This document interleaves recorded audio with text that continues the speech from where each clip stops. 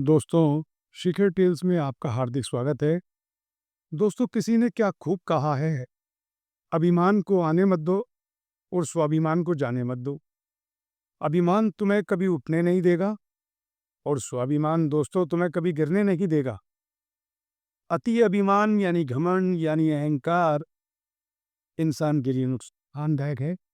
मैं श्रेष्ठ हूँ, ये आत्मविश्वास है, लेकिन मैं ही श्रेष्ठ हूँ, ये अहंकार है।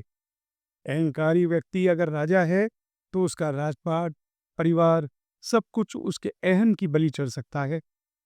जैसे कि राजा रावण का अहंकार सर्वविदित है, जिसके कारण उस महान ज्ञानी का ज्ञान उसके अहंकार के तले रुंध गया और रावण का परिवार और उसका साम्राज्य मिट्टी में मिल गया। दोस्तों, अपने अंदर के अहंकार को पहचानिए, क्योंकि बिना पहचाने तो पता भी नहीं लगेगा कि अहंकार है।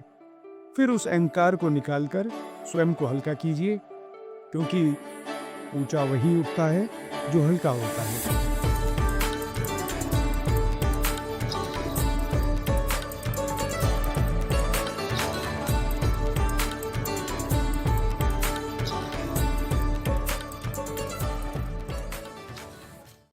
आइए शुरू करते हैं आज की कहानी। 11वीं शताब्दी में मालवा प्रांत में राजा भोज राज्य करते थे। उनके शासनकाल में संस्कृत ही राज्य भाषा थी। राजा को साहित्य एवं कला रचनाओं से प्रेम था, काव्य रचनाओं से भी बहुत प्रेम था।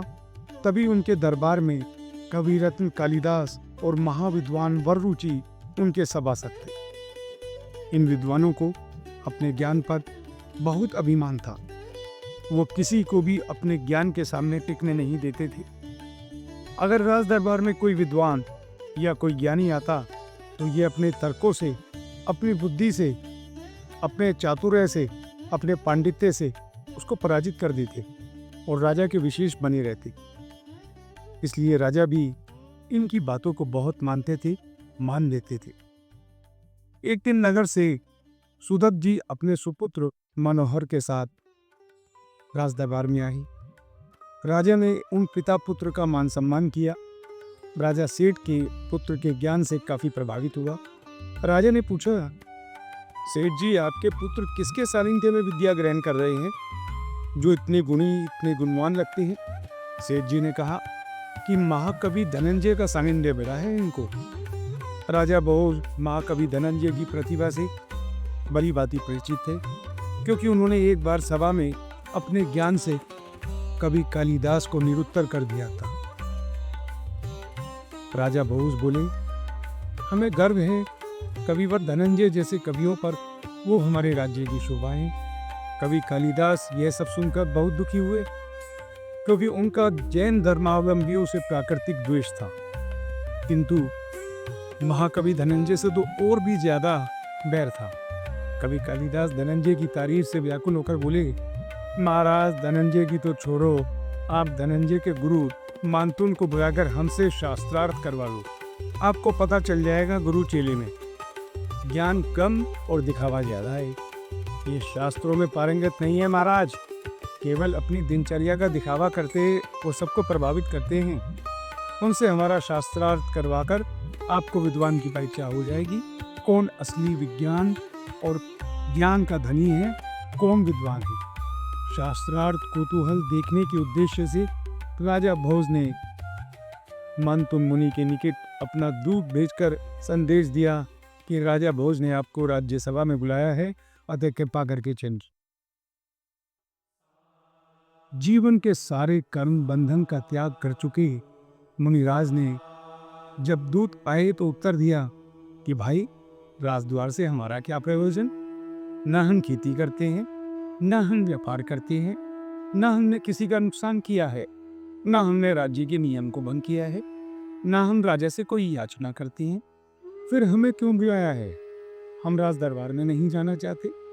मुनि वचनों को सुनकर दूत राजा के पास वापस आया और राजा को सारा वाक्यांश सुना दिया। इस पर भी राजा भोज ने अपने राजा होने के नाते एक बार फिर अपने दूत, अपने सैनिक उन्हें समझाने और लाने को भेजी, परंतु मुनिश्री नहीं आए। उन्होंने विनम्रता पूर्वक उनका निवेदन ठुकरा दिया। राजा भोज अपने सैनिकों और दूतों की बात सुनकर बहुत आग बबूला हुए और अब उन्हें गिरफ्तार करके लाने का हुक्म दिया। उन्हें सैनिक पकड़कर लाए और राज्यसभा में खड़ा कर दिया गया। मानतून मुनि ने उपसर्ग समझकर उसी क्षण मौन धारण कर लिया। कवि कालिदास बोले, महाराज, ये कर्नाटक देश से निकाला हुआ व्यक्ति है जो यहाँ आपकी नगरी में रह रहा है। ये मूर्ख है, ये अज्ञानी है जो ज्ञानी होने का ढोंग करता है। अब आपके भय से कुछ बोल नहीं रहा और आपका अपमान कर रहा है। इस पर राज्यसभा में बैठे अन्य सभासद जो जैन धर्म से प्रभावित थे बोले, मुनिराज, आप कुछ धर्मोपदेश दीजिए ताकि जैन धर्म की प्रभावना बढ़े और राजा प्रसन्न होकर आपको छोड़ दे।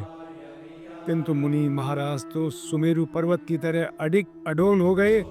राजा भोज ने क्रोधवश में आकर आदेश दिया कि इनको मजबूत लोहे की सांकलों से बांधकर 48 कोठरियों के भीतर वाले बंदी गृह के अंदर बंदी बनाकर मजबूत ताले लगाकर कैद किया जाए। यह व्यक्ति हवा पानी को तरस दे और चारों ओर पहरेदार भी बिठा दिए। अब देखते हैं इसको इसका भगवान कैसे बचाएगा। कवि कालिदास मित्र मंडली फूली नहीं समा रही थी, मानो उन्हें जीवन की सबसे बड़ी सौगात मिल गई। उन्हें लगा अब उन्हें ज्ञान के में चुनौती देने वाला कोई नहीं बचा। सारी जैनी नगरी में हाहाकार मच गया। योगीराज मानतुंगाचार्य 75 घंटे बंदी गृह में कायोत्सव ध्यान में लीन रहे। चौथे दिन उन्हें ज्ञान प्राप्त हुआ और युगादि तीर्थंकर श्री ऋषभ देव का 48 काव्य, जो मंत्रों से गर्भित था, रचकर स्तवन किया।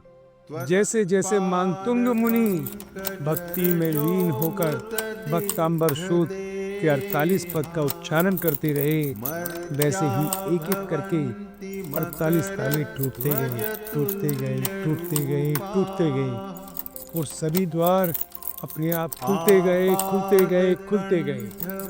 उपसर्ग दूर समझकर मुनिराज बाहर आ गए। पहरे द्वारों ने उन्हें फिर अंदर डालकर ताले लगा दिए। फिर ताले टूटे और मुनिराज फिर बाहर आ गए। अब पहरेदार घबराकर राजा के पास गए और सारी घटना उन्हें सुनाई। ताले टूटे तो मुनिराज चलकर सीधे सभा में आ गए। उनका दिव्य और अलौकिक रूप देखकर राजा भोज घबरा गए। उनके पैरों नीचे जमीन निकल गई। और राजा भोज को अब मुनिराज के तप, संयम, साधना और उनकी दिव्य अलौकिक शक्ति का भान हो चुका था। उन्हें जैन धर्म की शक्ति और उनके साधुओं की शक्ति का भान हो चुका था। राजा भोज और उनके सभासदों ने मुनिराज से क्षमा याचना की। मुनिराज ने उन्हें माफ किया और आशीर्वाद भी दिया, क्योंकि वो तो मान, अपमान, यश, अपयश, क्रोध, लोभ, मोह, माया सबसे सदैव दूर रहते हैं।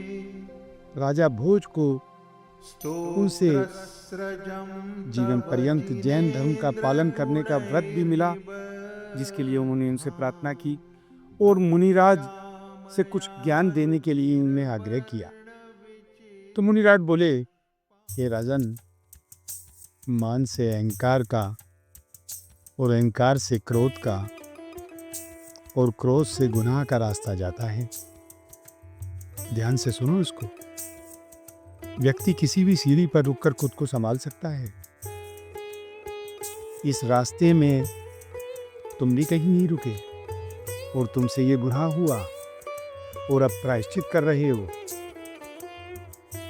राजा भोज ने कहा, जी महाराज, सत्य वचन। अब मुनिराज कहते हैं, इसलिए हमें भी जीवन में अभिमान, अहंकार, क्रोध और गुनाह के रास्ते की ओर अपने कदम नहीं बढ़ाने चाहिए।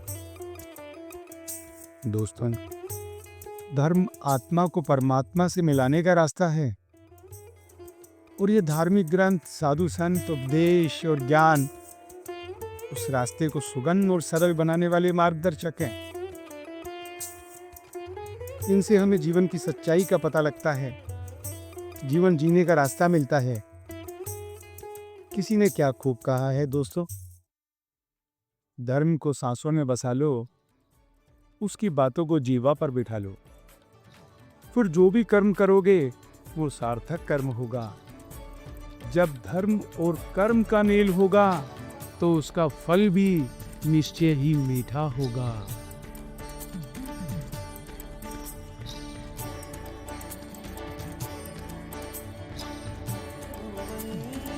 यह कहानी अनेक जैन धार्मिक पुस्तकों से संकलित की गई है।